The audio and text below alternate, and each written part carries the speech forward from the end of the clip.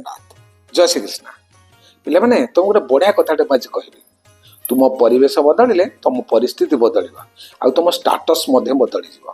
आज दी जन सांग कथा कहूँ चिन्नू आ पायल कथा चिन्नू आ पायल गोटे श्रेणी में पढ़ते चिन्नू प्रतिदिन पायल घर को खेल जाए दिने चिन्नू पायल सांगे खेलु था पायल बापा चिन्नू पर रागिले एवं पायल को रागिले पायल को कहले चिन्नू घर स्टाटस नहीं तू सांगे कहीं खेलुचु सांगे खेलुनु सेठू चिन्नू कांदी कांदी पलि आसला अच्छे माँ को पचारा माँ स्टाटस माने कौन माँ कहले मु तो जानी स्टाटस माने कौन तू सार को पचार से आसुतोष सार को पचारा जे स्टाटस माने कौन सार ताको बुझे देले स्टाटस माने कौन जे तू जदि अधिका पाठ पढ़ू आ गोटे बड़ चाकरी करू तेबे तो स्टाटस आसीबो सेठू से भारी खुशी हो गला ये स्टाटसटा अच्छी आउ तेणु से कहला पाठ पढ़ाई चिंता कला छोट पिलाटा ना तेणु से पाठ पढ़ला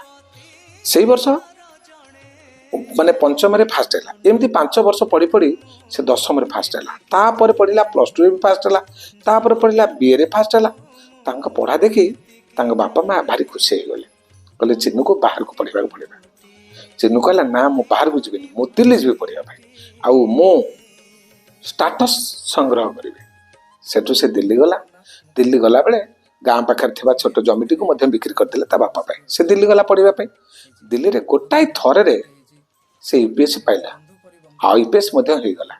जो ओडिशा को आसला ओडिशार मुख्यमंत्री गोटे संवर्धना सभा रखिले से सभार चिन्नू चिन्नू बापा चिन्नू माँ समस्त आसिले चिन्नू श्रेणी रे पाठ पढ़ुवा समस्त पिला माने आसिले संवर्धना करागला जेतेबेले पायल देखला चिन्नू को भारी खुशी होगा चिन्नू पायल को देखी भारी खुशी होगा